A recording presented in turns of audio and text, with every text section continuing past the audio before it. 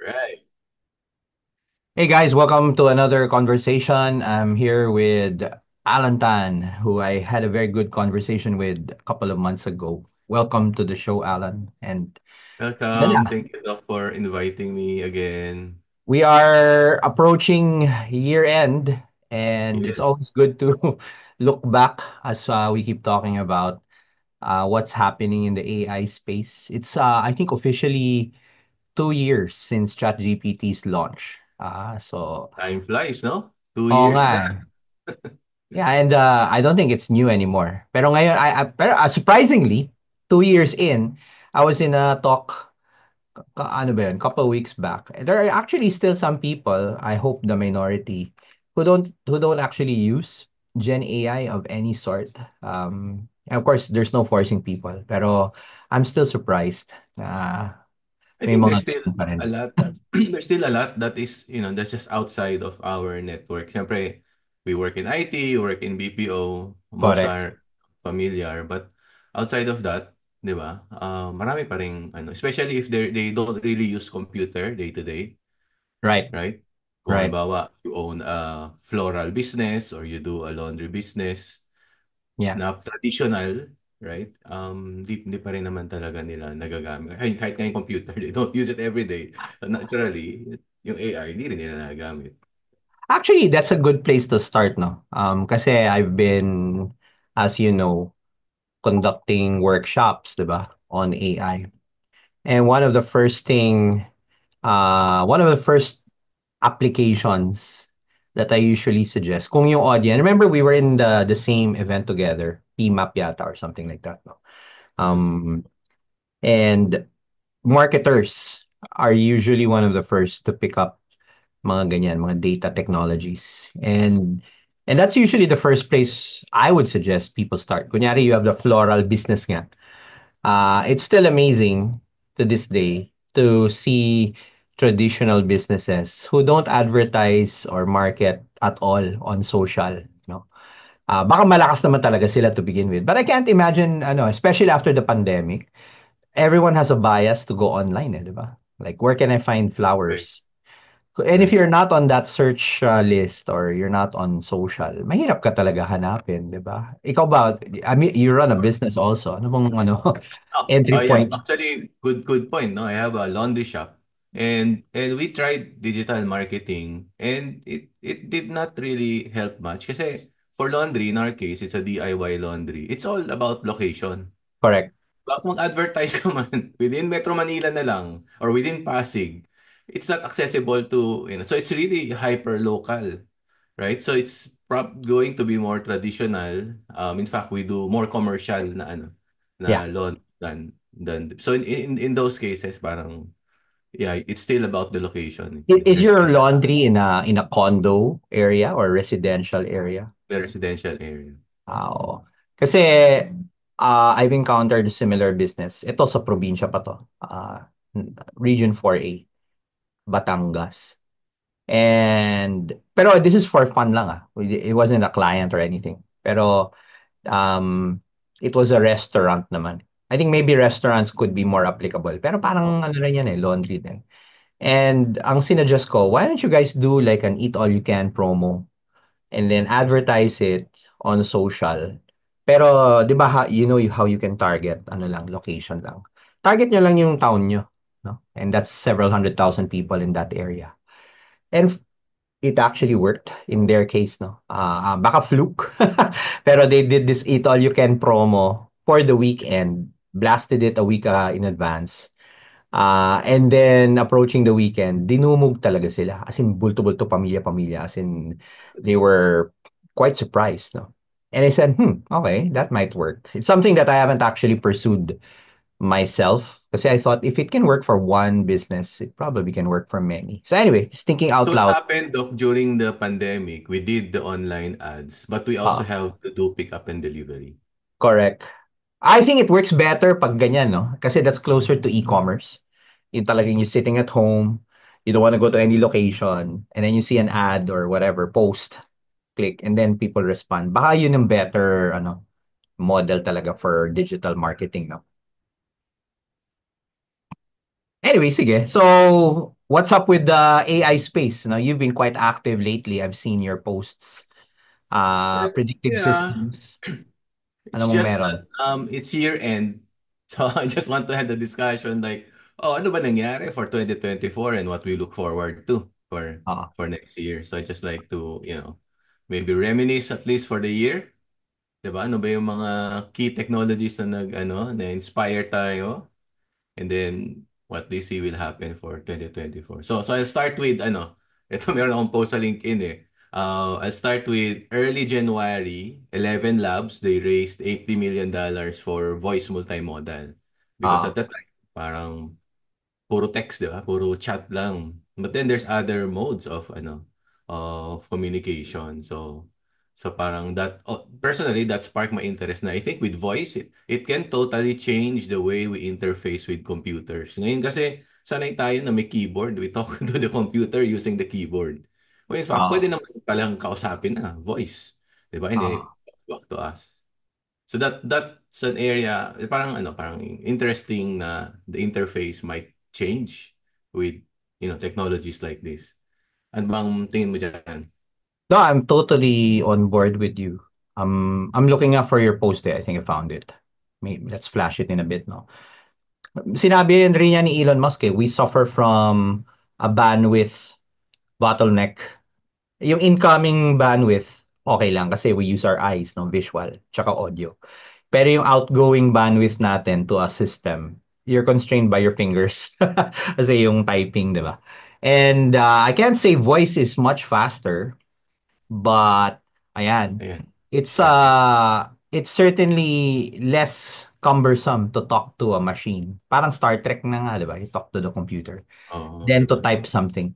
Yeah, and I think it makes sense kasi ngayon, speech to text, text to speech is so mature that, I think it just makes sense that voice will be a good interface. Actually, sama mo na rin dyan yung actually, people are quite surprised when I show them na yung OCR capability ng LLM is actually almost perfect. Handwritten notes, di ba? Yeah, true. You can upload it in a Ay, alam large mo language model. Oh, interesting yan when you do OCR ng handwritten.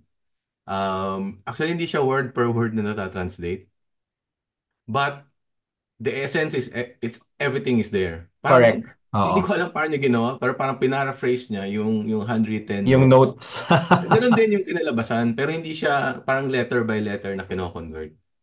Yeah. Baka kino-correct na rin niya yung grammar mo as it reads, no? Oo, parang nire-rewrite ka niya eh. Siguro it's that like just how the AI understood, what's written and then convert niya to a text format. It's strange. So, minsan I can get philosophical about it eh. Kasi, I mean, people in our generation, and anyone older, 40 and up, let's say, we're used to machines receiving rather simplistic direction, di ba? Kahit sa coding, no? Very binary, very deterministic. And nakakapanibago to a lot of our generation and older when you see machines literally take anything you can throw at it na ngayon, no? Whether it's audio, voice, images, and the way you can write, I mean, maybe the more techie types, yung mga dumaan ng coding, they kind of have an idea of how logic works. Pero it's still rather simplistic, very structured yung mga programming language. Mm. Ngayon, you can be as unstructured as you want, no? Kahit mali-mali nga yung grammar, as you said. Yeah. Nagigets niya. And it's, for me, still mind-blowing. Siguro sa edad na lang.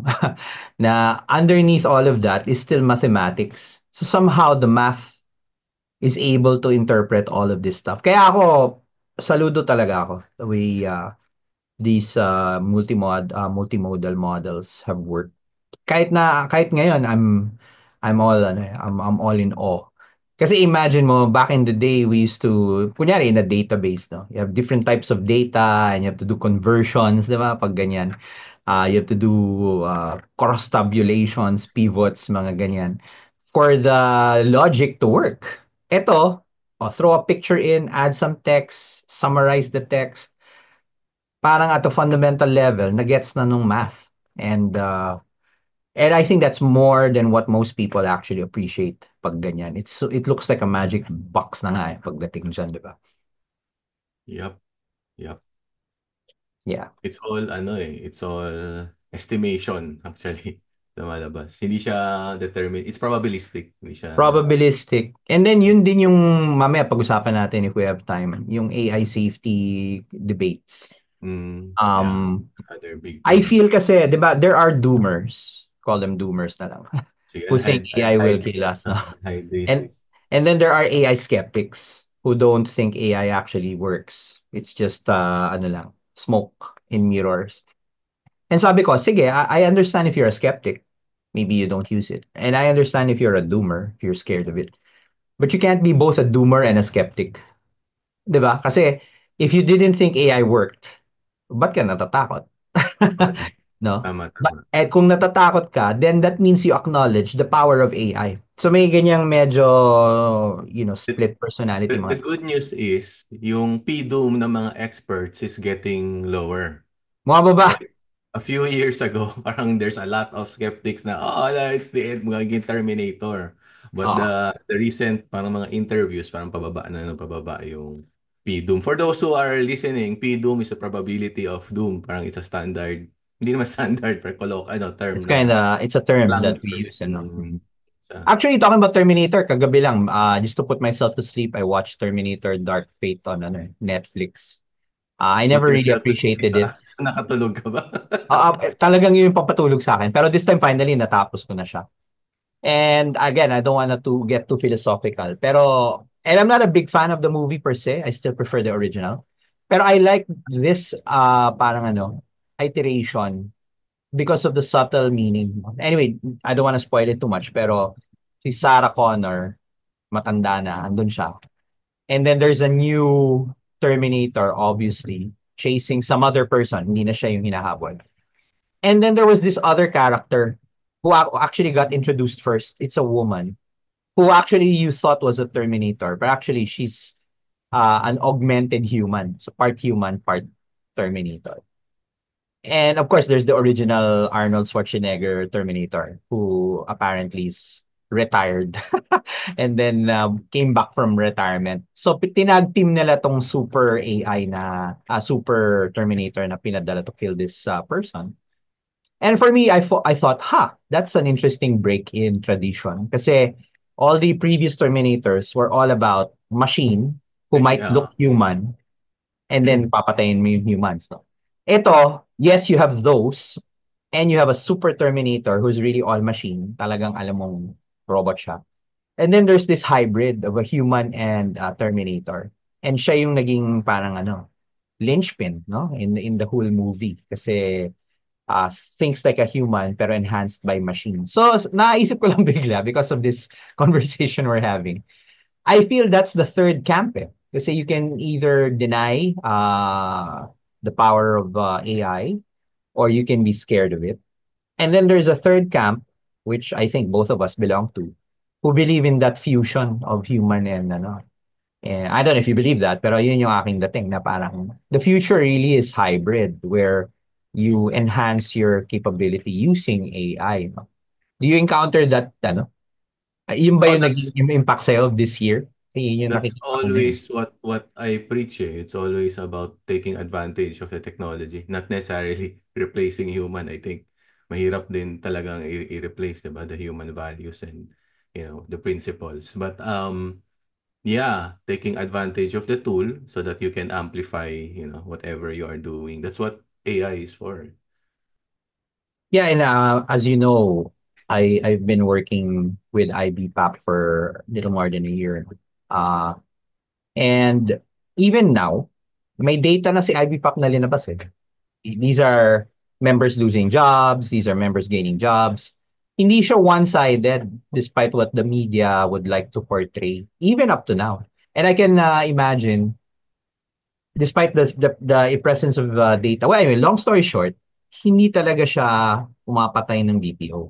The BPOs themselves are morphing into AI BPOs in whatever shape or form. No? Some are doing it better than others.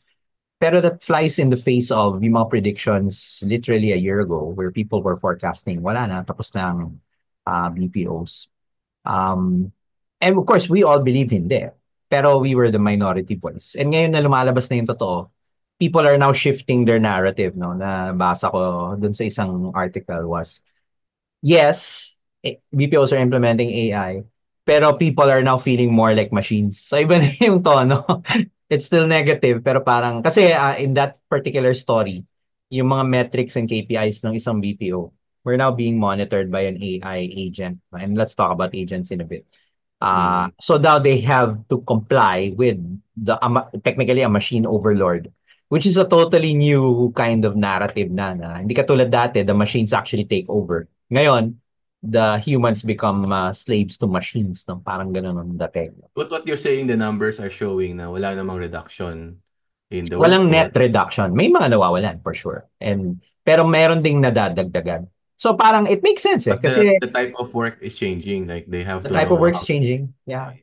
And ang naging pressure ngayon is of course, you hear it from everyone, upskilling, no? But honestly, I also wonder exactly what kind of upskilling will really make an impact. Kasi either people get it or they don't. Eh. Parang programming lang yan eh. There are people who know how to code, people who can't. Yung overlap of people who used to not code and then suddenly learn coding, very, very small. No? I There think are it's people more like that. people who like to code and who don't. Kasi yung mga di natututo, ayaw lang talaga nilang Ayaw lang intindi. talaga. Ayaw lang talaga. For whatever reason. Yeah, And I don't know if it's a cognitive problem. Sarap pag-usapan eh. Pero sige, going back to the first issue or topic. I think 2024 is agents. Apart from multimodal, agentic talagang naging major step. No? And you're in the middle of all of that. No? So, to the layman, do you have like a 5 minute spiel? Ano bang agentic and how does that Oh, differ from okay. the original? Well, agents is just like how we do our work, di ba? When, like in our case, of software development, you have business analysts, you have programmers, you have testers, all doing different job functions, specializing each function. So, ganun din sa agent, di ba? You simulate how these different people interact. So, magkakaroon ka rin ng isang AI na business analyst, isang AI na programmer, tester, and then maybe trainer, di ba? And they work together. And surprisingly, research was showing na if you use this kind of approach, you get so much better result. 'Di ba? Meron kang agent na nagse-search lang ng internet, agent na nag-query ng database, and then meron kang agent na nag-summarize ng report, meron kang supervisor na nagre-review ng lahat ng mga trabaho nila, you end up with a better result even when all of these agents are the same model from behind pero specialized lang yung ginagawa nila. Yeah, so there's a lot of research in that. In fact, yung isang ginawa ko, yung Kevin, hindi ko alam kung na-discuss natin to before, but I wrote an AI programmer. There's a tutorial in YouTube. I have a YouTube channel, by the way. I am artificially intelligent, where I did show how to write your own AI programmer. So kung curious kayo, like how GitHub Copilot works, yung mga cursor, all these AI tools. Ito, I actually showed the code, the basic code, the premise on how these AI tools are actually working. No? So parang may sort of an agentic reasoning yun doon na kaya mong i-review, kaya mong magsulat ng code, tapos i-review yung sinulat na code. Yeah, hopefully Actually, that nga, provides. di ba there's a concept? Kasi I'm not formally trained as a developer, no? Mga self-taught developer. So maraming mga formalism na I'm not too savvy about compared to you. Pero I remember there's this dry principle, di ba? That we had in programming. Don't repeat. And then yung separation of concerns, no? You break up a process into little blocks, Yeah. and then they act in concert. Does the agentic framework feel like the AI version of that? Na parang rather than you Uh, have one monolithic something doing everything, break up natin into smaller parts. Does that to you work the same in the In same principle, principle? in design, no, but in principle, like the intuition behind, I think they're different. Like you do dry because you want to keep your code maintainable, Right. malinis. Ayaw mo nang may babaguhin ka, ang dami mong location na pagbabaguhan. Si AI, I don't think it cares. Eh. You know, Doesn't matter. Doesn't doesn't matter. matter because it's the machine doing it all the time. So kahit ulit-ulitin niya, it's a different intuition behind it. But the way you separate it, probably similar sila. Oo. Hindi, sige, to get a little techie about it. Kasi even back in 2023, nung nauso na yung API calls, you could actually call the same model for various things. Um, but then now the savvy version of it is you have many little parang agents with their own specific knowledge and I guess specific prompts, no. So how does that parang technically differ, no, in execution compared to the parang the simplistic approach where you just Ah, call yeah. ChatGPT? Oo, kasi traditionally, like for example, API call, kinukode yan ng programmer. The programmer will decide, the analyst will decide, part of the workflow, pagka ito yung ginawa, ito yung query, ito yung process, you call this API. That is deterministic. Right, Sure ball yan. Pag pinindot mo yan, yan yung performance na gagawin niya. With agents, you instruct the agent na itong API is for stock trading. If you need right. any information about stock, yun. And then, so for example, may pumasok na query, what's the performance of Apple last year? Si AI ngayon magde-decide kung doon ba siya dapat siya tumingin or somewhere else, baka sa database or somewhere else. No? So that's technically hindi siya, it's nga probabilistic na parang bahala ka na, tingnan mo na lang. Kung makuha mo yung data dyan, kung happy ka sa result, ibalik mo. But it's not dictated na laging doon siya pupunta. Parang, so that's a primary difference. So parang I'm just trying to flesh it out, no, for people to understand rather than fixing the flow of the logic. Kumbaga the chatbot or the LLM just becomes the execution.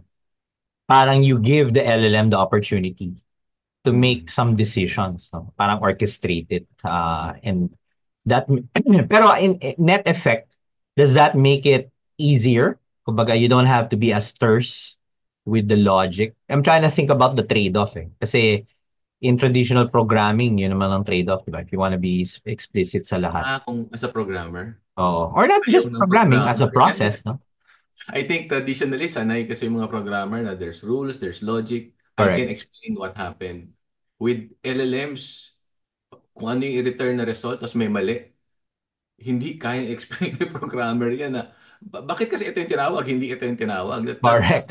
very hard to explain. Eh. Yun yung So, mga evals, di ba? Invalidation. uh, so, so for the programmer perspective, that's a problem. But then, in terms of flexibility, di ba? Ito na yung mga tools na available ngayon. May idadagdag ka, dagdag mo lang. So kung may lima ka pang idagdag, dagdag mo lang. Immediately, the model will already work. Traditionally kasi, kung naka-logic yan, di bubuuin mo pa yung buong flow para mo-support siya with agents. Parang dagdag mo lang siya. Si AI na bahala gumamit nun kung kailan niya kailangan.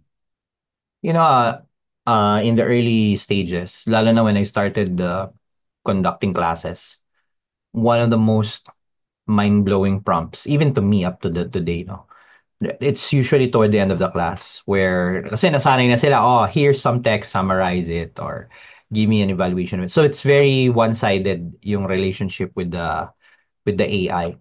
And then sa bandang dulo, may it's only a couple of hours. I flip it around where you ask the agent or you ask the AI to ask you questions. And then based Yeah. on its own evaluation, uh, it can give you a conclusion. That's one. And then there's another prompt. Again, it impresses a lot of people where you literally prompt an AI. It's a big block of text. Pero literally to simulate a program. No? Give me a program to create Filipino recipes and then you stipulate yung mga rules. And then based on that single block of text, tumalino na yung agent. You can literally have an endless conversation converting adobo into Italian. And people are parang mind blown because again, it's very counterintuitive na based on a general instruction. Syempre, you put some boundaries as much as you want. The AI can take it from there, no? And it can start making calls and decisions. Um, So that's Did actually a good example, Doc, of how you can take advantage of AI, diba? Like, Yep. yeah, with our intuition, critical thinking skills, gamitin mo yung tool na parang once seemingly impossible before.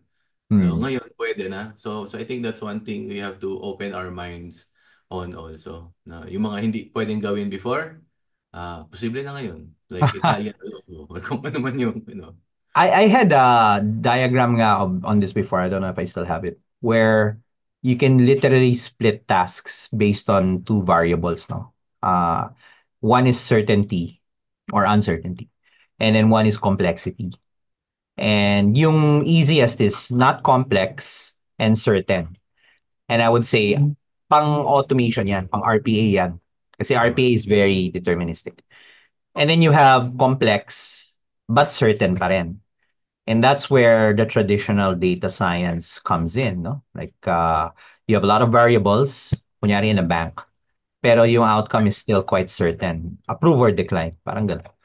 And then there's the crazy bucket, uncertain and complex. And I've always believed yun talaga ang place where Gen AI really thrives, where you're exploring a very wide parang decision surface, if you call it that. And people can't get it immediately. Kasi parang, why would I get into something that's uncertain? And if you think about it, well, you do that every day. How do you plan your career? Uncertain. How do you plan business? Uncertain. And incidentally, those are also some of the more interesting uses of Gen AI, to come up with strategy, ideas, brainstorm, mga ganyan. And a lot of people can't wrap their head around it, no? Kasi it feels like, kaya dyan natatakot sila na, hindi, that's where humans should come in, no? That's where humans should navigate. Eh ngayon, especially with this, I don't know if you've seen the latest, yung O3, or kahit yung O1, yun yung ano niya yung kanyang Yeah. strength eh. You can give it a Yeah. very broad problem set, as much data as you want, and then siya na yung magna-navigate, no? So, do you have any thoughts about that? And parang where will it go kaya in 2025? Ang forecast ko diyan, they will work more towards, medyo technical, no? But more towards optimization. Ngayon kasi, when you do O1, it Hmm. do the thinking, di ba? Marami siyang ginagawa behind the scenes. Try niya lahat ng questions, explorations, the types of answer, verification before it gives you the result. Ang feeling ko, pwede siyang i-shortcut lalo na kung may mga common types of research work na parang in one step lang, na-verify mo na siya, na-research mo na siya, na-investigate mo na siya. Um, I think that's how our brain is also designed to work It's all eh. wired up, ano? Oo, parang may mga ini-skip kang step, di mo na kailangan tong step, probability lang na ganun. And then, you'll be able to do it faster, but it's still more accurate. I think Hmm. may mga, probably, ewan ko, yeah, syempre forecast yan. So, probabilistic din ang aking sagot na malamang mga ganun yung research na pupuntahan. Yeah, I think so. And then, I'm also curious. Kasi people who have been doing IT data analytics for the longest time, meron ng mga use cases that are classics, di ba? Mhm. I'm sure you've picked up those stuff in your master's degree. Congrats pala, I saw your post no, on your awards Oh sa yeah, yeah, the best EIM. presentation award. Kaya nga eh. Hindi yan biro, considering the crowd, no? Pero do you see, as let's go to niche, no? Do you see use cases for Gen AI that are kind of outside the beaten path for analytics and data science, no? Kasi minsan ganyan din yung usapan when you meet people and you converse with them on saan ba ginagamit ang AI, and if they're more traditional, alam mo na kung saan sila papunta. Mga classification, mga ganyan, regression. And then there's the Gen AI stuff which is barely touched, no? Do you see emerging cases na Gen AI talaga dapat? Well, I guess it's more on the exploratory nga eh, just like you mentioned, the unknown, mga adversarial networks, di ba, yung mga red teaming, um, kasi the traditional, it's really statistical, mga models, Mhm. based on probability. Pero with this one, generative siya. So, new ideas, parang ganun, to explore. Probably mga ganun. But specifically na use case, um, hindi ko pa napag-isipan. Parang wala akong na-experience na ano. But it's more on the concept lang ba behind it. Oh. Well, I guess the low-hanging fruits palagi are content, diba? Content creation, Right? text. And I think that's a given. I feel that's a given na. If you're not using AI for content creation, kahit na outlines, it seems like an opportunity loss. Yun na lang sabihin ko dun. Pero yung mga stuff like brainstorming, planning, I feel mayroong pang way to, and like, for Yeah, example, definitely. design thinking and AI seem to make sense. I don't know if there's probably another tier to that, no? Na parang sa ano, yung drug discovery, di ba? The AlphaFold stuff. Oh, That's a way for Gen AI. Kasi Gen AI din yung thinking nun, reinforcement learning style yun. Could that be applied to business? I feel it can eh, pero I haven't seen people try to do it at all. No? Yun yung challenge. yeah, interesting thought. No idea. Sensya may pagkain ako I bigla, chicken. so delivery. Oh, wala pa akong nakitang ano, use case specifically for ano, but yeah, tama ka for marketing. Even when I create my own content, you brainstorm with the AI, ano bang interesting. In fact, meron akong papalabas na ano, along with AI. I hope it will make up it will generate some Sa fun. YouTube. YouTube. Actually, for people who don't know, Alan has a thriving YouTube channel. I think you've been at it longer than I have. Ilang years na ba yung channel mo? And you've got a Ano lot pa of stuff lang, there. yung mga late last year ako nag-start. Hmm. Pero mga this year na talaga nagkaroon ng content. Mas I nauna kasi actually dito. wanted to ask pala no, on that because I've seen your videos. Eh. You seem to have a very distinct style, and it mirrors your presentation. Are those templates that you've developed over the years? Yung meron ka mga fillers and mga kahit yung Oo. mga slides mo eh, medyo comic style, cartoon style yung ginagawa mo. Yeah, kasi nag-start siya actually sa TikTok. TikTok. Supposedly, TikTok ko Oh. siya i-promote kasi parang yeah, that's the ano, 'di ba? More people, mas mabilis makuha ng audience. But it turns out it's not true for AI na topic. When you start talking of technical topics, TikTok is not really the Hindi, channel hindi for it. dumidikit YouTube sa pa TikTok. rin. Oo. YouTube pa rin. Oo. So Oo. but then the style was more of a TikTok style. May mga sound effects, di ba? May mga boom, biglang may mga ganun na ano, to catch attention, may mga coin drop para mabilis siyang intindihin, mas connect sa mga Gen Z, the younger generation. But then, yun nga, sa YouTube pa rin yung maraming nanonood, especially if it's more about the knowledge and yung ganong topic na yun. Di yun nga eh. I feel na one of the areas where AI is really unlocking it. I'm certainly experiencing it for myself. Is it makes it easier for people to express what they want. And I don't know where you're already a content creator, but I don't know where you sit on that parang spectrum, no? Kasi lalo na sa LinkedIn, you can tell people are more consumers of content rather than producers of content. While in YouTube, talagang all out people are producing videos on some of the most niche slash mundane topics. Ayun. And and they're getting a following, no?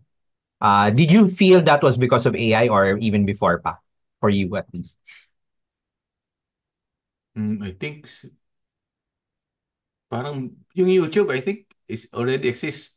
Has already a lot of content even before AI. In Oo. fact, that's a concern for me kasi parang ang dami ring mga slap na materials already because of AI. Parang you're wasting time. The entire purpose is just to consume your time, but you're not really Oo nga. learning anything, di ba? Parang Distractions. pareho na naman sinasabi nito. Except yung wording lang niya, catchy, so parang curious ka, ano ba? Tapos natapos mo yung buong video, wala ka rin naman napulot. Nabago. So, Hmm. yeah, I think it's the other way around. I think the AI has a negative effect in creation of content. Now, there are, of course, like me, like us, who take advantage and make it to good use. 'Di ba? It cuts the time down the time eh. Kasi if kung walang AI, basta ako yung mag-edit like all the videos and all the ideas, parang mauubos talaga yung entire day ko just producing content. But now, I spend maybe a day a week, a day every 2 weeks to prepare, record, and then I just have someone to do the editing for me in the post recording. Parang ganun na lang yung time. So otherwise, it would have been impossible na gawin ko yung channel na yun. Yeah, I'm a little split. I agree with what you're saying. Parang dumami rin yung generic content. Think about it. Lalo na when you're seeking topics of a particular interest. Like kunyari, AI. Like I browse a lot of videos on AI, lalo na with the latest trends ng mga agents and all that. There are a few creators na I kind of go to na to medyo legit. But then there's a lot of other parang copycats or generic content. But then on the other hand, I'm also wondering, like I'm not the only one talking about AI anymore. Marami na tayo. But certain people are reached by certain types of content. So the people who watch my Mm. stuff and your stuff, baka may overlap. Pero there's also distinct audiences. Baka yun lang yung the thing that keeps me on the fence. Advantage. Okay. Yeah, di ba? If AI can Pwede. help you find those new Mm. audiences na sa'yo lang talaga, then it works. I don't know. And, Kaya and the medyo thing split is, pa ako. parang all this YouTube and social media, parang nag improve rin yung pagdetect nila ng mga, ano slap or fake, especially the fake materials, fake news. Oh, We're seeing less and less of that. yeah. Um, may trend din, pero I don't know if 2024 was it, no? I remember in the end of last year, parang people were complaining about the energy consumption of AI because nga it's a large language model. Mm. And people were saying the alternative would be a small language model, SLM. Pero have you seen SLMs that actually Oh have? yeah. Oh yeah, that's what we work on. That's where my business will Sige survive. nga, Kung maybe walang share a SLM. thing or two sa SLM space. Yeah, well, basically, what we're doing is to put all these large language models into local enterprise level na servers so that Mhm. they can host their data on-prem. No? So that when you work with like companies who are in regulated or highly private na data or hindi pa rin nagka-cloud, kasi marami pa rin talagang industry, lalo na sa atin, na they want to keep on-prem. And then, dahil on-prem sila, di traditional sila, hindi sila makaka-take advantage ng AI. So that's what we do at Predictive Systems. We use SLMs, get it running on their local machine. And if you look at the research, like the entire year, last year, no? So Microsoft came out with 5.3, now with 5.4. Si Nvidia has the Nemotron na pag tinignan mo sa benchmark, it's almost as performant as 4.0. Diba? And Yeah. yet, it runs on SLM, more power efficient. So, it's all about efficiency and then yun na nga, yun yung sabi ko na parang si ChatGPT started with I don't know so many billions, a few hundred billions of of Parameters. transactions. Oo. Oo, and now they cut it down to like 70 and then meron lang 14 billion, si 5.4 daw 14 billion na lang. So they cut it down to like 40 times smaller than the Oo. original and yet as performant. So parang so imagine na lang, so this is for enterprise, di ba? If you cut that down smaller to mga 1 billion or 3 billion, now it starts to have the possibility to run on your phone. That's what Apple is doing na parang kati sa phone mo, pwede ka na magkaroon ng mga AI na local, di ba? Keep protecting your private data. That opens up to a lot of possibilities. That also addresses the issue of the power consumption. If you look at Google, the strategy of Google, although syempre they're still behind with OpenAI in terms of sa usage. We can talk a bit more about that. But Google is focusing primarily on efficiency. Yung Oo. kanilang model, yung flash attention is like 10 times, 13 times more efficient. Kaya mas marami silang kayang i-serve for free than OpenAI. OpenAI is still burning lots of money. So I think with the combination of smarter models on on more efficient algorithms, eventually that will bring down the cost of the electricity also. I'm trying to think out loud nga. Kasi in anything sa tech, may trade-off, di ba? So you lower the parameter count. In theory, you save on resources. You can run Mm, it on less memory, mm, less GPU cycles. Pero when you say performance, the way that the model reasons Hindi naman nag-deteriorate that much. Ah, O not meron din. hindi that much. Siyempre, it will not be as smart as the bigger models. But if you're able to achieve 90% of that at, 40 times more efficiency, ang laki eh. And then you look for use cases na hindi mo naman kailangan ng ganun katalino. For example, information extraction, di ba? May scan ka na document, gusto mo kunin yung mga details ng document na yun, save mo sa somewhere in your data. Hindi mo kailangan ng reasoning doon eh. Because it's all just extracting information that's already in the document. Yun, that's a perfect use case. So there are use cases where you do not need, smarter models. Then go for small models. Like yung ginagawa ni Apple, di ba? Na Ano nasa lang, phone. nasa phone lang, mga personal information, add ka sa calendar ng entry, mag-remind sa'yo. So, those are very simple tasks. Baka hindi kailangan ng AI doon. But, so it depends on the use case also. You have to, hindi lahat ng use case kailangan mo yung larger, na nagre-reason na model. Yun na nga eh. I intuitively, I've always believed that you don't need all the junk in the internet to write a sentence. Parang ganun ang thought, di ba? So there's certainly a threshold. Kunyari, let's just say parameter count. Parang yung llama dati. No? I was a big fan of the small llama model, 8B or 7B. And let's say sabi mo 14. Beyond that, parang excess na. So I wonder what people get beyond that other than more bits of trivia. 'Di ba? Kasi people are using these models as parang search engines also. Pero kunyari, see perplexity. And that's actually what smaller models, yung approach ninyo are trying to do. You don't need that excess bandwidth or parameters. Kasi you only need the reasoning part. The rest can be a RAG, no? You can just add a Yeah. document or database. Yep. So parang that feels like the best way to go, lalo na sa enterprise. You don't need all of the trivia in the internet to run your business. You just need a model that can, it's basically a glorified search engine with some Hmm. reasoning, 'di ba, capability. Plus the ability to crunch content. No? Kunyari, I think we were talking about this in another meeting. Ability to simplify legal documentation, mga ganyan. Or come up with boilerplate code that can Yeah. do certain things. So, Parang that mangyari like, feels intuitively like the enterprise use case, no? Parang ganun nga, di ba?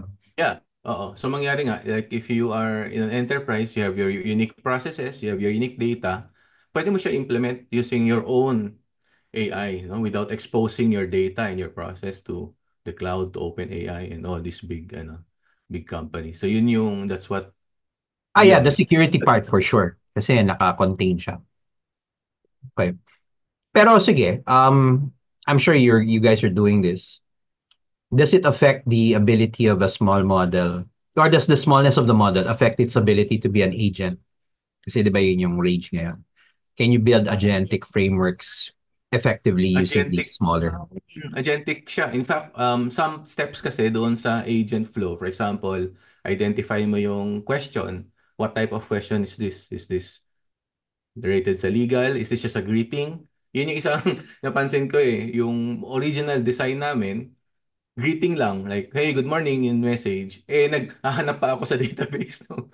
Like, ano ba to? Diba? So parang, kasi that's the standard flow of RAG, diba? You retrieve all this information. Ang message, wala namang kinalaman sa ano. So yung nagka-classify ng message can run on a very small model. In fact, pwede pa nga yung traditional, classification, text classification na ano. Then, depending on the nature or the process that needs to be done, you then choose anong level or anong size ng agent yung gusto mong gamitin. You can even fine-tune the agents. Yung pa yung isang maganda with small models. So you start with a small model, for example, 14B. Diba? And then, for example, you are in finance. So in our case, you are in legal. Diba? You have your Ah. own legal documents. You have your own legal language. You train that so that it speaks just like, your own organization, kung paano kayo magsulat ng mga documents nyo, pinasok nyo doon sa model, fine-tuned na siya doon sa language nyo. And that's how it reply. So the entire process of actually how OpenAI and then sila Anthropic improve on their model, pwede mong gawin doon mismo sa loob ng sarili mong AI server. Actually, And while sige. while while kumakain ka, ituloy ko na rin. Yeah, yeah, I think please. that's Sorry, also I'm why chewing lang. I think fine-tuning and alignment is also why OpenAI and Anthropic parang lumalabas. Sila Claude is smarter than Gemini kasi well, at least before, hindi ko alam ngayon, but you know, the entire 2024, that's the case. Kasi mas aligned, mas maganda yung alignment na ginawa nila to human values. The models are not necessarily smarter, except that the way it writes its response is parang mas naiintindihan natin. Hindi ganun kahaba, hindi ganun kaiksi, mas mabilis intindihin. So that's where, you know, the human feedback, the human alignment comes in because there's a process there. During fine tuning, you do the alignment to human preference, to human values. Actually, buti nabanggit mo nga yan. Kasi one thing I noticed is Gemini seems to be at the center of many of these crazy stories. They're very biased yung output. There was another story where Gemini actually threatened the life of a student. Remember? Yung please die. And for me, it could be that eh. Either they're not tuned properly, or I also have a feeling marami masyadong guardrails na linagay na excessive. And that Oo, kind of messes up the logic already. definitely. Definitely, that's that. A lot of guardrails siguro, yung data rin na nakuha nila. I think primarily because of sheer size of Google also, they have access to that much data. Hindi nila kaya i-consume din lahat. So probably, nagtanggal din sila. So, mas Yeah, like, kaya nga, di yeah. ba, kung tingnan mo si Microsoft ngayon, yung 14B, the latest 5.4, it's smart despite its size kasi the data is highly cleaned. Kumbaga, talagang pinili lang nila yung data na gusto nilang i-train. So you ended up with a much smarter model despite it being smaller. Actually, ano nga eh. Obviously, I've been talking to, teka lang, I'm just gonna tweak the air conditioner. Yan. I was talking to Ziggy Zulueta a couple of months back. And he's obviously one of the more uh, ardent advocates of yung mga Azure AI stuff. When I saw the Azure AI interface, pretty good. Kasi you literally can choose any model out there that's available and then implement custom rules. Wanna filter this, ganyan.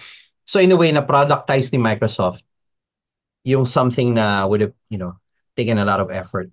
Of course, that's within the Azure ecosystem. No? So in your case, I'm sure you guys develop it custom based. Do you have a thought process on how to prepare a model without revealing your trade secrets, of course? No? For enterprise use, may Oh, mga it's special prompting ba, system prompts based on the client na kailangan ilagay? I think it's more on the architecture, like ano yung data storage na gagamitin, use knowledge graph, vector search, you combine all this. But more importantly is really the use case and the domain knowledge expertise. Kasi I think it's only a matter of time that all this, yung mga research na ginagawa, itong mga technology na ginagawa nila, will be accessible or readily accessible sa mga developers. Like API call na lang, matalino na siya, Tapos na, papatalino no? Tama. na. But the domain knowledge, like how do you apply that to a financial, entity? How do you apply that to legal? How do you apply that to a telco? 'Di ba? Which would require knowledge on telco.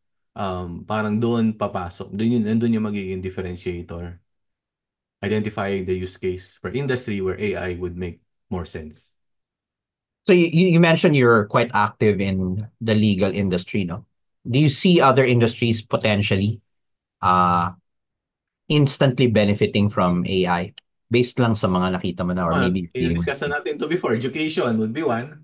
for sure. I'm hoping to get into healthcare also. Um, parang marami, but personally, yun yung of my interest. Personal interest. Do you deal with schools? Kasi I've been dealing with schools eh. Anong ano mo? Oo, we need to talk with yung schools na medyo mas open sa ganyan. Yeah. It's kind of a mixed bag pa rin. Last year, it was rabidly anti.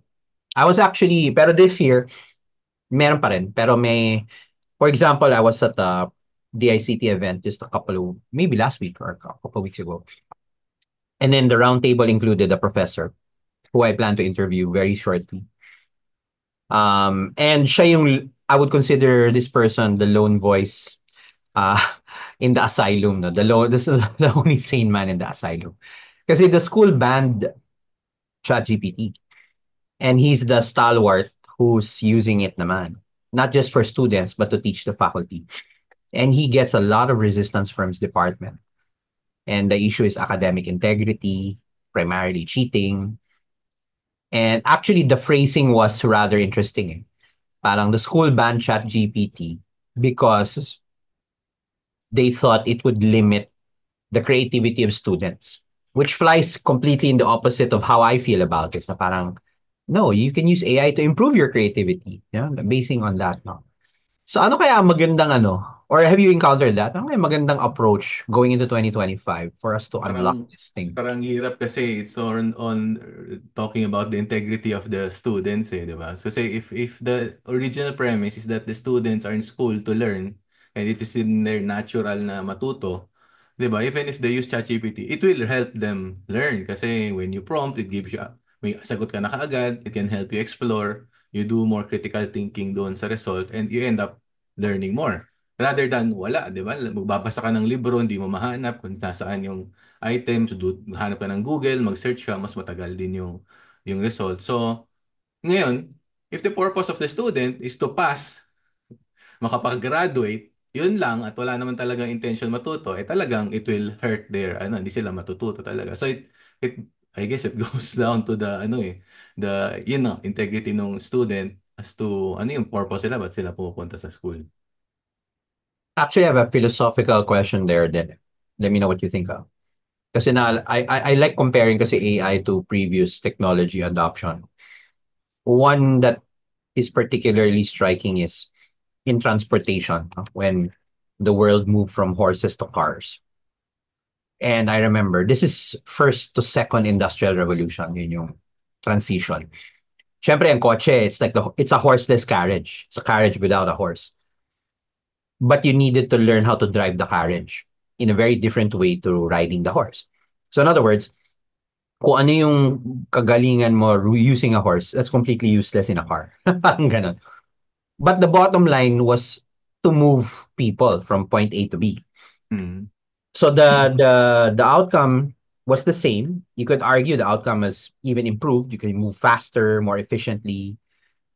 It also came with its downsides like pollution and car safety and all that stuff. Pero the outcome was achieved. So I'm wondering, could we consider education the same thing? Na dati, without AI, ganito tayo matuto. And the outcome is your quizzes and your exams. Pero ngayon with AI, you can skip a lot of that stuff, do it this way. The outcome is the same. Pero I'm wondering, what does it mean for students to really learn? Yun ang tanong. Kasi it comes back to that. And then another point I keep raising, schools are not incentivized by jobs. In other words, kung yung graduates nila ma-employ or not has no bearing on their profits, on their bonuses, on their performance reviews. They really just want to produce more people with diplomas. And then the diploma is supposedly a gateway to a job. Pero we're seeing that your college diploma in a growing number of cases doesn't even assure you of a job. You have to watch YouTube to learn these skills. So parang yun ang pakiramdam ko. Kung i-apply natin yung horse car and then moving analogy, is education getting into that already with AI? No? And people refuse to accept it. Na parang, basically, the people who use horses could not accept a horseless carriage. Parang ganun ang dating. Well, there are certain aspects kasi sa school na kailangan pa rin like the collaboration, the peer-to-peer learning, all these Oo. aspects. The teacher of course to facilitate and give direction to the students. But then I think what they should focus on is how to learn on their own by their own preference. Parang what's effective for each and every student may differ. So that's something they have to figure out, diba? So if you learn faster na tinuturo sa'yo, and then you can, extrapolate information from there, then that's fine. But if you exploring on your own, then the school should be open also na, you do explore or you do actual experiments, 'di ba? Para matutunan mo siya or through collaboration nga, 'di ba? O ito sa ito sa akin, combine natin later. Sa masteral studies ko meron kaming type ng exam na individual muna. After the individual, pen and paper. Kasi nga daw, I think that's the parang common na nakuha ko sa mga nakausap ko ng mga professors. They are resorting back to pen and paper. Uh, and To then avoid the AI problem, yun ba yun? avoid the AI problem. And then the individual, after individual, you do it as a group, you submit it as a group. No, so parang in that small study lumalabas na individually mas mababa yung grade. But if you combine that, tas as a group kayo nag-submit, in general, the mean of the grades is Tumataas. higher. Oo, parang Hmm. pinapakita lang if you collaborate, you end up with, a better score. Pero let's use that as an example, no? And I think that's a very creative way of adjusting curricula because of the AI, impact of AI. But I'm wondering, even with parang other, kasi, for example, I was at the UST forum, and the workshop was actually the culmination of a long series of training na ginawa nila to teachers to incorporate AI into their lesson plan. It's actually an interesting initiative. The vast majority, in my view, no, and my grades reflected that, no, uh, for me, didn't get it. Parang ang dating, this is the way we used to do it, and this is where we'll allow AI to come in. So it felt very defensive, no? And maraming bawal, bawal, bawal, bawal for whatever reason. Mm. There was one prof who I was particularly impressed. Ano siya, she taught animation, no? Ni siya yung, so arts. And ang gamit niya for the AI tool is to teach, in animation you have keyframes, no? Parang flipbook, marami Yeah. mga photos, and then you play it in fast forward, gumagalaw na yung picture. Sabi niya, she uses an AI tool to illustrate keyframes. You have a start, you have an end, AI fills in the middle. As a concept. Pero yung final output, yung student pa rin yung gagawa ng sarili nilang keyframe. Pero by including that in the curriculum, it sped up the concept, transferring the concept to the students radically. Dati ang hirap daw kasi ituro, concept of a keyframe. So sa akin, siya yung pinakamataas ng score. Kasi parang na-embed talaga yung AI in the curriculum as a teaching tool as opposed to parang naging task-oriented. Na here's my curriculum and sige, for out of 1 to 20, you can do 7, 8, and 15 on AI. The rest bawal. Feels very defensive and inefficient. So I'm wondering, I feel intuitively, we haven't really gone that far pa. No? Parang in terms of enhancing curriculum with AI. No? My inspiration there, Star Trek pa rin eh. Remember there was this scene, ito na yung bagong Star Trek, no? Yung hindi na sina William Shatner, it's the newer one. No? And then si Tuwa Spock pa has rin yun kahit the newer one. the newer one pa, no?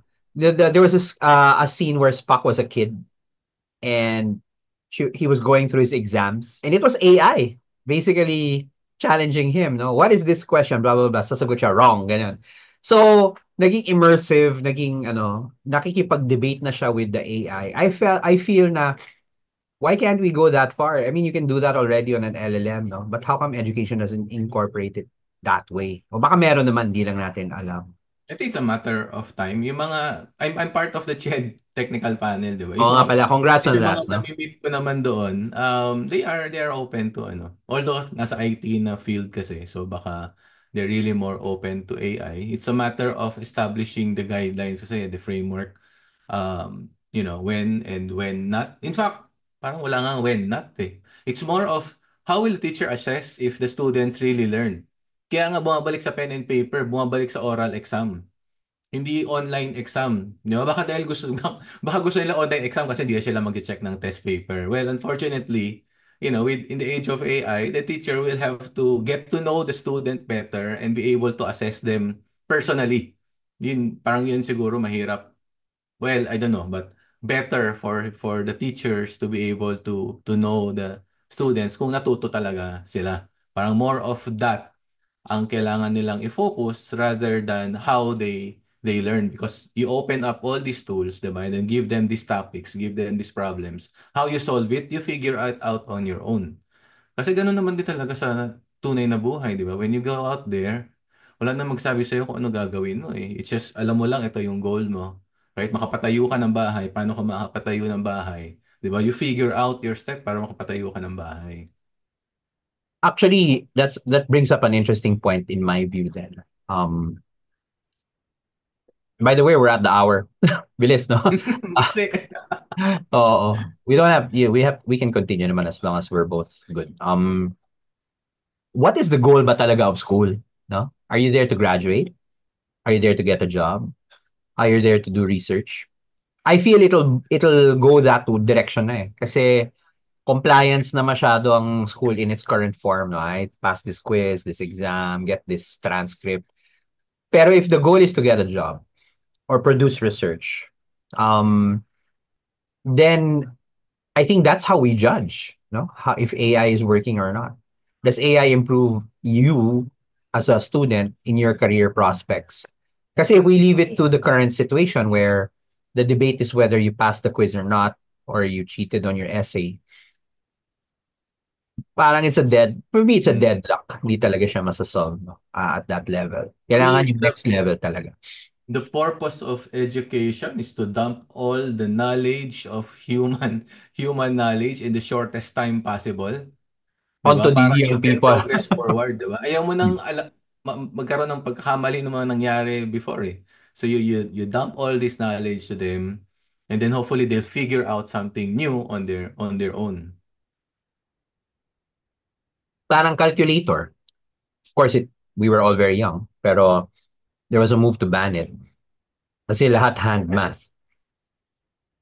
And I think I would argue less people did hand math na nung nagka-calculator. Pero did that impair mathematics? Parang hindi naman. Mm. Parang Mm. people will still study math in whatever form. And they still got jobs. Whether as, yeah, mga data scientists, mga whatever, statisticians. With and without the calculator. Parang pakiramdam ko, ganun din yung magiging outcome. Or ano, another favorite 19th century story is the emergence of photography, which actually talks to itong mga image generators. But it was not considered art for a century. And then when it did not destroy art. It created new art. And now photography is an art form. And then ngayon, the debate is whether prompting in Midjourney is considered art. Pero the outcome is, I can work as a graphic designer using Midjourney, produce logos. Maybe it's an added agent to my workflow, di ba?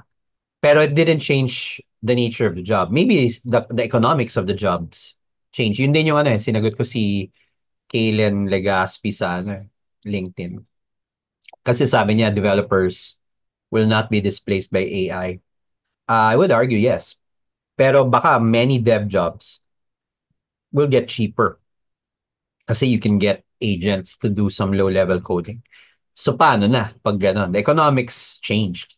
Does that mean people will still want to be developers? Baka ganun yung angle, no, na mangyayari in eventuality, no? But, I don't know if it will happen next year.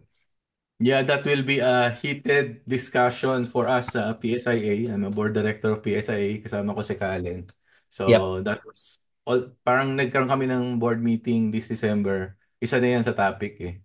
I think it's more of preparing for what could happen, or what we can do from what is happening now. But definitely there will be change. Hindi yan kung paano mo ginagawa last 10 years, gano'n mo pa rin gagawin in the next Oh, 10 for years. sure. Tsaka the premium, kasi that's how many of, I used to run a dev shop also. That's how you made your money. The premium on something that is relatively easy for you to do kasi templated na lahat will beat someone who has to do it from scratch and they pay you that premium. Pero now you have an agent who can do exactly that thing. Siyempre, may human guidance pa rin. Pero yung composition ng team mo, hindi na katulad ng dati, maybe 20 developers. It can just be five developers or Yeah, four with the that's it. agent, and you achieve the same benefit. No? Yep. Okay. So let's Um. move on sa next year. Ah, Ano ba ang mga wild forecast mo? forecasts.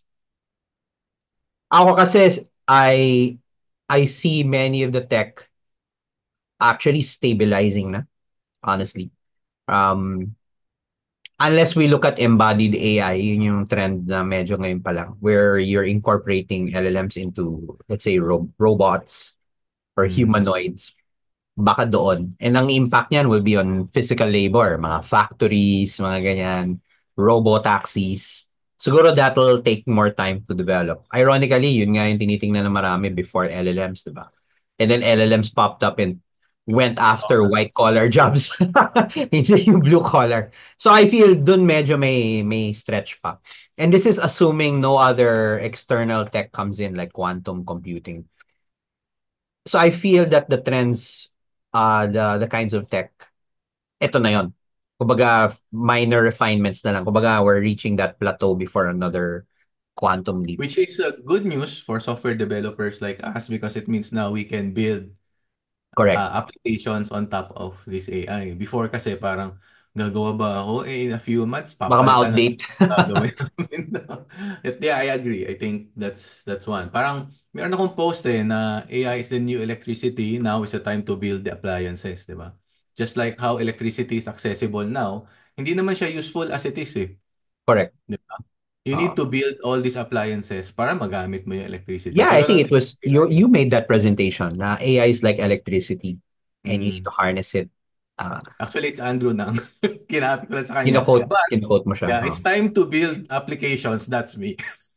Parang, Uh, yan na yung electricity mo, yan na yung AI. But you have to build all these appliances na uh, mag-take advantage nitong mga AI na to, AI tools.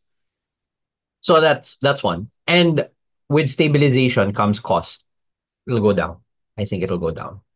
And then I'm looking forward to more small language models. But even the API costs, bababa pa rin eh. Um, so Yeah. yung, I don't know what term can we use eh, yung mga, yung ginagawa na, yung in-explore nyo, yung server-based, non-cloud AI. Ano man tawag doon? On-prem. Cloud, On-prem. on-prem. Exactly, on-prem AI. I think that will also grow. Kasi nga, like it or not, some companies are scared of the cloud. Okay, naturally. I think yung depth naman ng penetration is something to watch. Kasi, kunyari, like I'm looking at creatives, journalism, and education as really heavily disrupted. And they're really disillusioned. I don't know what the solution is actually for those guys unless they adopt. So it's going to be brutal for a lot of jobs, no? In that sector. BPOs, I'm actually not too worried about. Siyempre, as we see nga, may mga nawawalan, may nagkakaroon. Pero ang tanong, the reason why outsourcing worked anyway was the cost arbitrage, cost differential. Mm. Rather than Mm. hiring a contact center or developer worker in New York, send it to India, send it to Manila. Now with this falling cost of AI, will it hit that arbitrage kaya? And then rather than sending work to foreigners abroad or foreigners sending it to us, baka they might keep most of it na plus an agent. Yun lang yung tanong ko doon. And I don't know if that's next year or years down the road. No? So I feel though that will just mean margins will start to shrink if you So I benefit from heard that arbitrage. BPOs are having their own agents that runs on premise that the BPO, the staff can create their own AI agents. Parang yun yata yung that's what they're betting on. Yeah, tsaka, pero ang tanong, pricing lang naman yan eh, magkakatalo, di ba?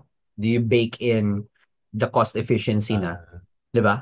So for example, I want to grow revenue by 50%. Does that mean I grow costs by 50%? Dapat hindi. Pero from the perspective of the client, outsourcing work, they see BPOs as that eh, flatten the cost, grow the revenue. Eh pag yung AI nandun na rin, baka hindi na siya 100% i-outsource. That's still the fear. But then, what are the new revenue streams, 'di ba? And BPOs are also interesting kasi parang OFW yan, eh. You're benefiting from external economy, di ba? Pero yung local industries natin, dun din ang tinitingnan ko. Paano na yung mga bangko dito, mga retailer, shouldn't they also get on the trend? Ang problema Ah, kasi labor costs have always been so cheap so, relatively. So any IT, even before AI, no, CRM, ERP, data warehouse have always been challenged kasi IT costs seem so expensive versus just hiring underpaid quote unquote workers to do these jobs, no? Parang elevator, you hire someone, press buttons on the elevator. Oh, kaya na yung gawin ng tao eh. So, in the guise of employing more people, binibigay mo yung mga readily automatable jobs. So, I feel yun, medyo fuzzy pa ako doon. I don't know how that's gonna pan out. No? Ikaw, ano mga predictions mo? Any thoughts? well, SLM is one. That's what I'm banking on. There will be, I think, parang there will be more use cases for that as the SLM become as smart as 4.0. Oo. Uh, Maybe on devices also, kasi that's what Apple is doing. Ang maganda kasi nun, when you have companies like Apple, put AI, parang lahat ng tao maintindihan na yung kung ano ginagawa ng AI, anong purpose. It will, reach, even yung di natin nare-reach na, na market, di ba? So kung si Android, I mean, if there are, they make it more accessible, then it's easier for them to understand what we are doing also. Correct.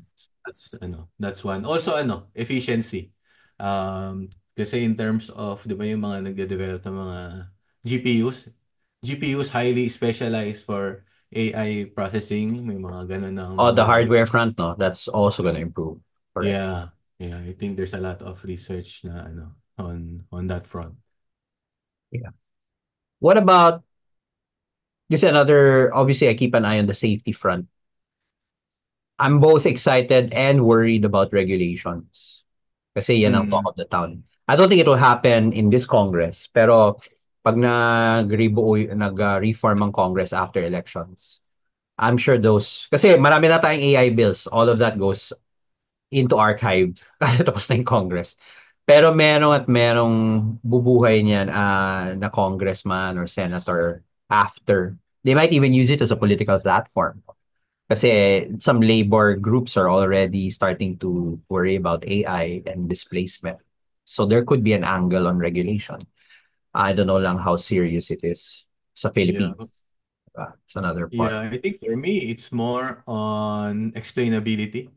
I mean, in terms of as an implementer, parang need some more research to be able to explain why did it come up with certain answers. In Yeah, fact, like the solution we're building is in legal. So what's different with our solution is that it can cite the sources. It can show you the actual sources ng reply so that kung mali man, kung mali man yung mai-reply niya, alam mo kung saan niya nakuha and you can at least correct it yourself.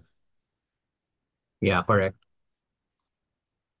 What about mga off the left field type of like there's this persistent messaging that I actually mostly ignore, no? Pero it's the blockchain AI convergence. Up to now, I still can't see it, no? But I'm certainly not seeing all of it. Ikaw ba, do you see something there, that blockchain AI trend? Well, they're two different technology. Pwede naman siyang ikabit.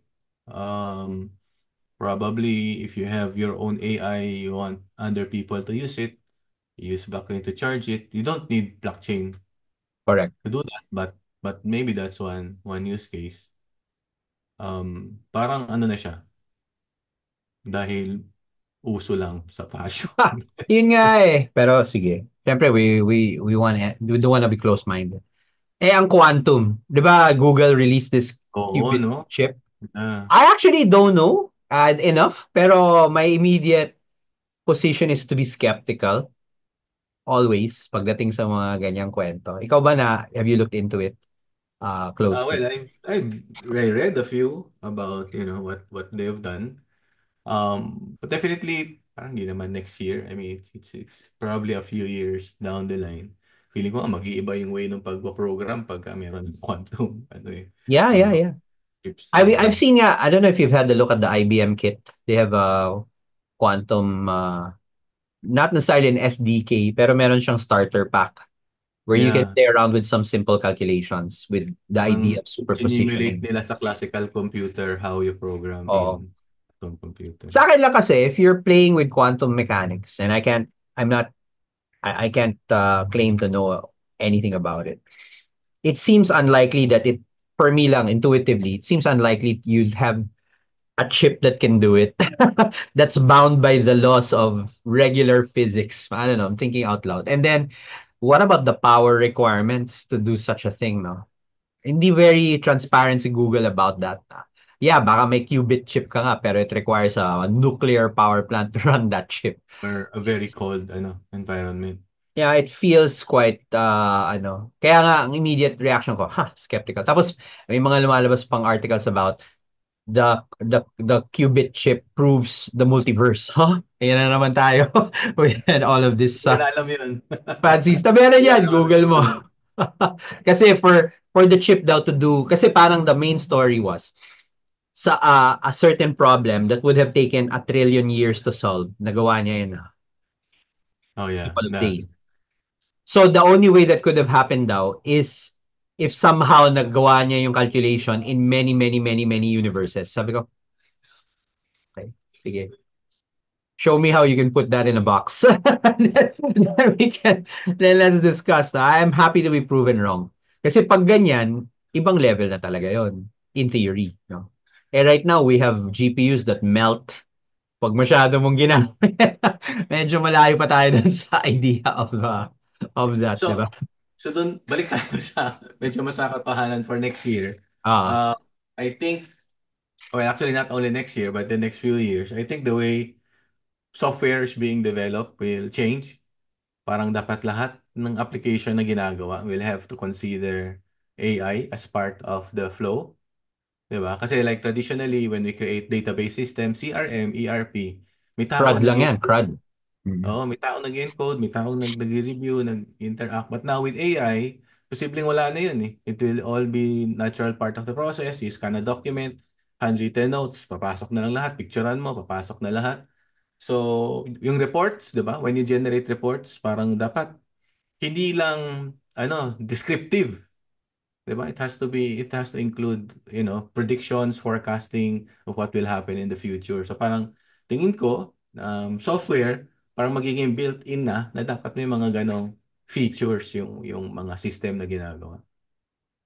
Actually, si Satya Nadella, I don't know if you saw that a video where he basically said, in the future, all apps will be LLM at the core, as opposed to traditional web apps na CRUD, no? Basically databases at the core.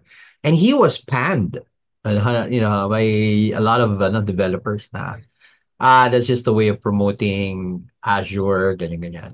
Pero napaisip din ako na Parang parang, pwede rin, actually. I can parang see it. sobrang sobrang extreme nun. Oo, Kasi as I mentioned, the LLM is probabilistic, 'di ba? correct. There are some like yung airplane. Yung airplane, di naman pwedeng probabilistic. Kaya, malamang ganito mangyayari. Try natin. Hindi pwedeng Try ganun, di ba? natin mag-tumbling. Napaka-creative ng airplane mo, di ba? Hindi pwedeng ganun eh. So I think it will be a component. Yeah, but there will still be databases, there will still be system. There's still the CRUD na may storan mo yung structured data, nandun pa rin yun. It's just Oo. like part of the flow, there will be AI included into it. Kasi kung halimbawa may report generation, tapos si LLM lang, nagre-rely ka lang doon, posibleng mali eh. You still want to put that in a database where a human can actually get in and make sure na lahat ng transactions dito valid, di ba? For example, banks. 'Di ba? Hindi naman pwedeng puro picture lang ng lahat ng resibo, 'di ba? Kasi baka mali. So it has to be some form of a data pa rin na verifiable. Then yun, part of the process, there will be an AI in there. You know, that made me think of something, which we can explore in another episode, obviously. The way kasi we view apps, parang ngayong CRUD, ano ba yung typical app? You have a very limited user input. Maybe it's a front end. And you have a very deterministic business logic. And you have a very static data layer, no, database. Yep. And the purpose of the app is also static. You can only use it one way. Pero if you put LLMs in each part of those components, kunyari, LLMs at the user input allow you to, input lots of other media, no? Multimodal. Pero pwedeng ang output nun is still kind of very deterministic, which the logic can then understand. Rather than typing, I'll talk. Or rather than typing, I'll write a note, chuck. And then you can feed it to the rest of the system as is. Then the data layer can also become sort of probabilistic kasi you won't store it in tables anymore. It will be stored as vectors. Pwede. Okay. I think yung tanong is when the business logic becomes probabilistic. Or in other words, parang yung shinare ko kanina, maybe I have an app that can help me generate Filipino recipes. But then via an LLM, it can instantly turn into an app that can help me write Filipino poetry. Alam mo yun? Parang may analogs na. So, the app becomes very malleable. Or malleable at the start and then becomes static at the end. Parang yung nakita mo yung mga reinforcement learning based Gen AI recreating games, yung mga classic games like Mario and Doom, Yeah. completely from just looking at the images. So I feel yung ganyang level of programming or application development is still very hard to appreciate. Pero baka yun yung level na, alam mo yun, which is worth exploring. That means everything becomes dynamic. It's crazy, Ay, no? Parang ano yung eh. plane nga. Parang, yes, you can't give LLM a plane, plain LLM. Pero what if you have these planes that can instantly transform from passenger airlines to fighter jets based on some logic. Parang multi-role aircraft siya bigla. I don't know, I'm just thinking out loud. Yan ang medyo hindi ko pa ano. Pero that's doable, no, with the agent framework and the LLM framework. Yeah, I think there will be different use cases and there are different architecture and design that, goes naturally with them. Meron na mga hindi kailangan i-break na nag-work naman sila, di ba? And then you just make life easier. Yeah. O baka the easiest analogy before we end, no?